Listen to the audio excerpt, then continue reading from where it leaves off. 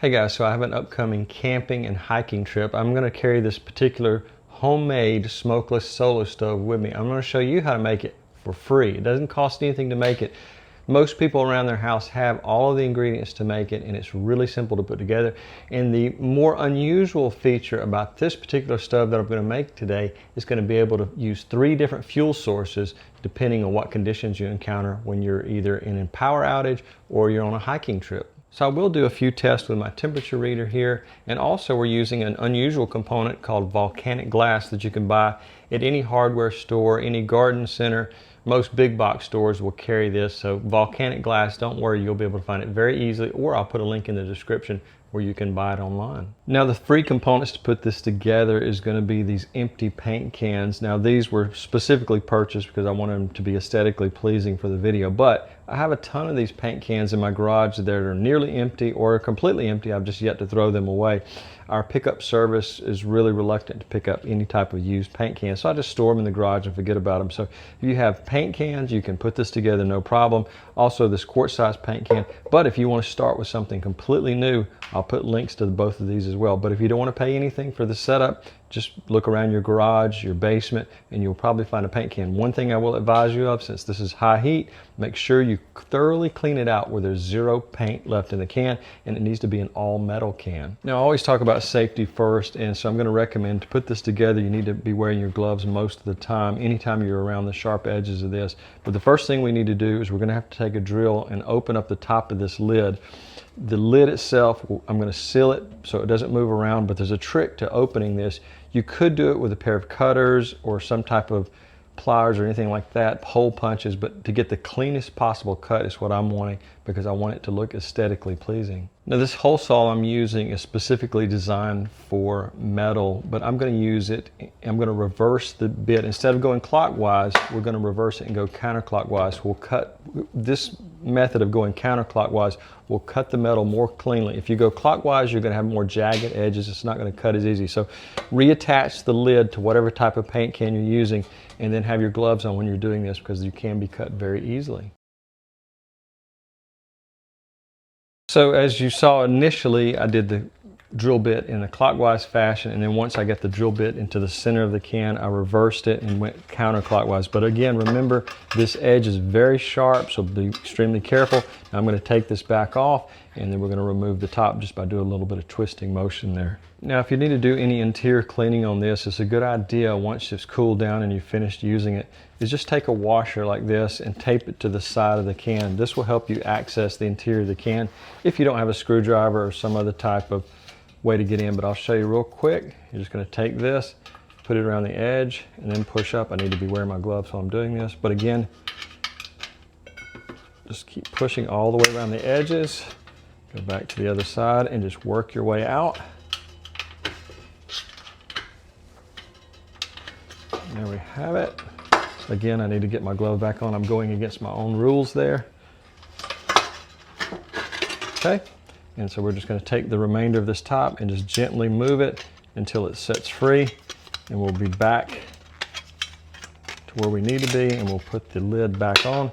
And I did a little bit of damage when I hit it so hard, so I'm going to take something a little bit softer and go around just the outer edges, just a small, some type of hammering device. Now, not everybody is going to have a hole saw like I just showed you, and they're a little bit on the expensive side. So I wanted to demonstrate where you can punch a hole right in the center and take some scissors and actually cut it out. So just a regular pair of scissors on a paint can will work, but again, the gloves are absolutely critical to do that process because you're dealing with extremely sharp edges. Now next, we want to put holes in the top of our interior can. This is a quart size, I believe. Paint can, never used, but you can use one that you have around your house or garage. Just make sure that you clean it out so it's perfectly clean on the inside. You don't want any toxic vapors coming from paint.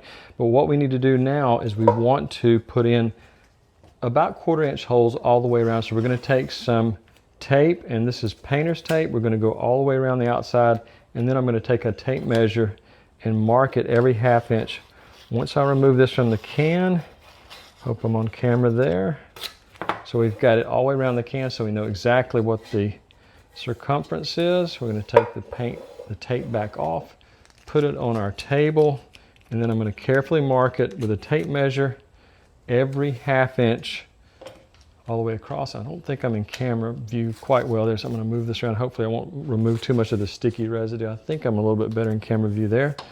And then we're going to take our tape measure, and like I said, about every 1/2 inch, we're going to put in a marking so we'll know exactly where we need to be with our holes that we're about to drill.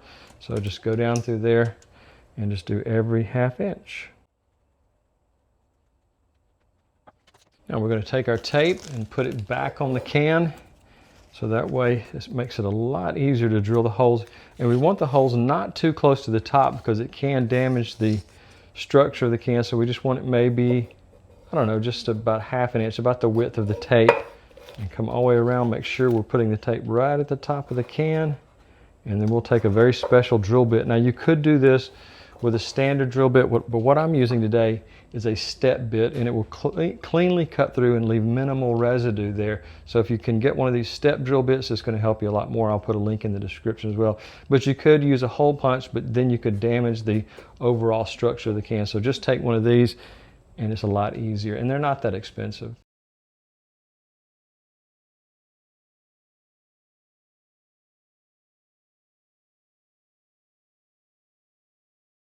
Now next we want to drill holes in this can, but we don't want to put them right at the base because this can, the interior can, is going to be sitting up off of the floor of this can. We're going to put the volcanic glass down here at the base, so we need to measure maybe about 1/3 of the way up or slightly more and put a little bit larger holes. But just remember that the interior can is not sitting on the bottom and there's going to be a blockage down here. We're putting the volcanic glass to make it a little bit safer to put this on surfaces like wood or anywhere else you might have outdoors. So if you want to set this on a tabletop, the volcanic glass will help with the heat on the bottom of this can. You don't have to worry about it scorching or damaging it. So the next thing we're going to do is we're going to take a measurement around each edge and just get an estimate of where the base of this can is. Try to keep myself in camera there. And so just estimate by marking it. And so we'll know above that line is where we need to put the holes for our bottom holes on our can. A little bit tricky there with a handle. And so now we're going to take a piece of tape and do the exact same thing we did. And remember that it's above that line, so we don't want to put any holes below that point. So we're just going to go around the outside and we'll mark it. These are going to be roughly about 1 inch, excuse me, 1/2 inch in diameter. So we don't want them to be super large. So I'm just going to say 1/2 inch. I'm going to try to get this as straight as possible all the way around the outside. And the first one of these I made was a little bit messier. So I'm trying to do this in a little bit neater, but also keep an eye on the camera to make sure that you can see exactly what's happening. So we're going to take our tape measure. Now we know our distance around the can, circumference. Take our tape back off. And then about every 1 inch we're putting the hole, but the holes themselves, as I said, are going to be about 1/2 inch. All right, we're going to reattach our tape and make sure we're above that bottom marker. And the holes are going to be towards the top of this tape. Even though we're drilling through the tape, we're going to make sure that we keep the holes away from that base. And I'm going to show you in just a minute how you can keep your volcanic glass, or the more common name is perlite, from coming out of your container. And it can heat, perlite can take many thousands of degrees. Like I said, it is volcanic glass, so you don't have to worry about it being damaged. Now you could use sand. I'm just using perlite because that's what I have on hand. And so, like I say, you have an option either or of sand or perlite. You could even use wood ash, but what I'm trying to do is to keep it inside the can. And I'll show you in just a second how we assure, just in case it's tipped in one direction or another, we don't lose all of our perlite. Now the next thing I'm going to do, and this is a completely optional step, but I just want to make sure I keep all of my perlite in the can as I'm transporting it around. I don't spill it. So like I said, again, this is something you don't have to do, but you can take this stainless steel mesh, and I'll put a link to that as well, or you can use aluminum or stainless or steel window screen. Just make sure you're above the tape and then cut all the way across to create an interior piece that you're going to put inside the can. And again, this can be sharp as well. I need to be wearing my gloves, but I'm going to try to do this as safely and as carefully as possible. It's not quite as bad as the can, but you can still cut yourself on this type of screen, so just be very careful. So that's half of our thing we're going to put inside the can once we're through drilling holes. I'm going to make a second piece. Just put that right there, try to get an accurate measurement.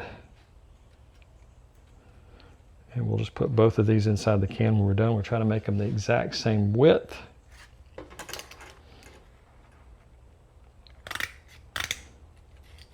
And again, window screen is a little bit less durable than this. This will stand up on its own. Window screen might fall over, so you may have to take some metallic tape, which I think they most commonly call ductwork tape, that won't be affected by the fire, but I think you're better off using something like this. But again, this is a completely optional step. And again, we're going to put this on the inside of the can on one side and then back around the opposite side. Okay, so I'm going to drill this all the way around on each of our markings.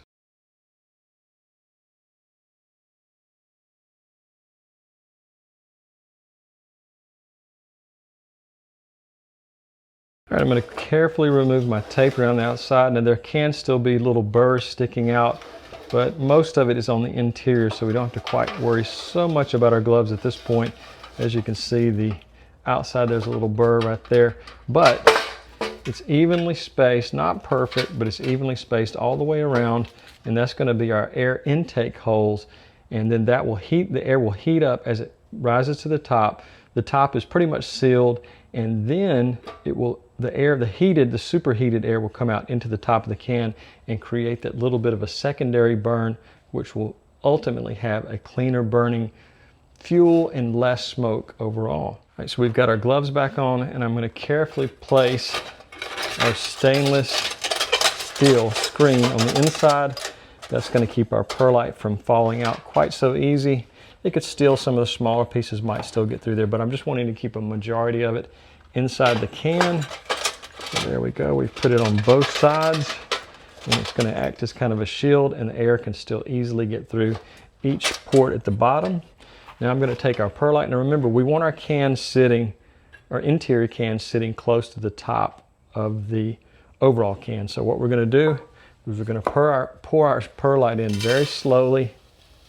And I may have to get some extra. And one thing I would tell you, caution you on, don't breathe the dust that's coming off perlite. I had some perlite that was slightly moist from a rain event, and so I probably should have used that. So let's just fill that up until we get close to the top. Now this perlite is slightly damp, and as you can see, there's no dust. It's not completely wet, but it's just a lot more easy to work with. So with perlite, if you have very sensitive lungs, wet down your perlite and that'll eliminate some of the dust. But as you can see, once it's wet, you don't have the problem that I showed, that I kind of appeared when I poured in the completely dry perlite. So this really helps if you wet it down, if you have sensitive lungs, or you don't want this ending up into your sinus passages. All right, so I've set our inner can back inside, and if you want to make this a perfect sealed, you can use some JB Weld, which I have some around the greenhouse, but then that would be a perfect seal around the can. So our interior can, the only air that will be escaping from the device is coming out of these inner ports right here, and that's where your secondary burn is taking place, from these lower intake ports and then the outside right there. So that can really help with the overall cleanliness of the burn. Now this is just a tabletop heater, or sort of just a micro mini fire pit, but if you wanted to be able to cook on it, you could take some of these L brackets, and these come in lots of different sizes, but having a little bit closer to the top of your flame is going to cook a little bit faster. So as you can see, just putting in a self-tapping aluminum type screw that will just seal itself easily. That way it'll continue to be attached to the top, and you can still get the can out even when these are attached to the side. So it's up to you whether you're making this as a camping cooking stove, which I might do that, or you just want a heater where you're in a place where you don't want to cause any problems such as a forest fire. So it does make a great tabletop smokeless, or a very low smoke device that makes it really easy to heat up an area quickly. Next, we're going to talk about fuels. Now, I mentioned at the beginning of the video that this could use 3 different fuel types. At least that's the types that I've thought of. First, if you're on a camping or hiking trip like I'm about to take, you're just going to use things like pine cones and twigs, unless you had an extremely rainy situation, and then you might want to carry some type of fuel with you. But this is going to put off the most smoke, but the way it's designed, it should put off less than if you were just burning in open ground. Second, you could use something like this. This is a canned heat product. If you've ever been to a buffet, this is a lot of times how they keep the buffets warm. They'll just stick one of these under there. It puts off the least amount of toxins. Of course, if you're using this inside, you need special equipment like detection, carbon monoxide smoke detector, and a fire extinguisher. But you can just drop this down inside the can like that. As you can see, it fits in there quite well. This is a little bit on the smaller side, and I believe the burn time on this is, I think, 2 hours. I'll have to go back and read the can, but there's different sizes of these, but this one fits perfectly into our device, so we could just drop it on there and just light it with a torch. I have my kitchen torch around here somewhere. Easy to light. I wouldn't recommend sticking your hand down there with a match because you could burn yourself. So that would be if you're using this indoors in an emergency situation. Another way you can do this is you could take some carbon felt. Now, carbon felt is sometimes called plumber's felt, and it will not burn up, even though it feels like a fabric. This can take up to, I think this particular brand can take up to 3,200 degrees. So you can roll this up like this and put it in there, and then use something like this, denatured alcohol. Now on this can, it specifically says for marine stoves, for alcohol burning stoves, and it's just a clean type of fuel. So denatured alcohol, you can buy this in the can. I'll put it in the link below, and this would last you a long time on a camping trip, or you could keep it around your home. But I wouldn't recommend interior burning of anything like wood or pine cones. That's something you need to reserve for something like these Sterno cans or these gel type fuels, or something like this. But again, safety is paramount, and you need all that detection equipment. And I always recommend SimpliSafe, because that's the type of smoke and carbon monoxide detectors I have in my own home. So I'm going to set aside the denatured alcohol in the Sterno cans or the gel fuel, and we're going to burn some pine cones and twigs. I'm going to take it out to the burn pit and just do a little bit of testing with my temperature probe and see how well it works. Again, it's a little bit harder to see in the daytime. We have a bright sunny day today, but a lot of times at nighttime you can see that kind of vortex forming. And the secondary burn, when the air goes in these top ones and they come out the top, it creates that really interesting effect of just almost like fuel jets of the flame going like that. So we're going to take it out there and just do a little bit of testing and see how well it works on just ordinary pine cones.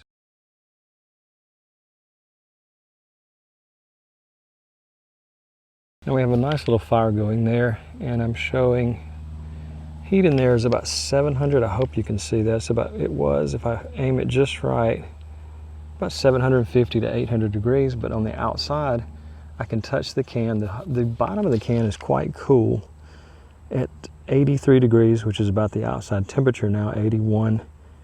And then the center area of the cap is about 87.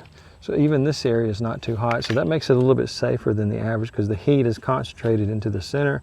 Our air intake is taking in the air, and I'm starting to see a little bit of air coming out of the smaller holes. Now I'm burning this right next to a burn pit, and I'm seeing minimal smoke come out. What I've put in there would normally be a little bit more smoke coming off. The flame is really nice, and I'm not seeing almost no smoke, just a little bit, but it's burning nicely, and it's really doing well for what our goal is, to have the lowest smoke possible on this type of homemade solo type stove. All right, so I want to do one more temperature test right there where we are on the upper side of the can.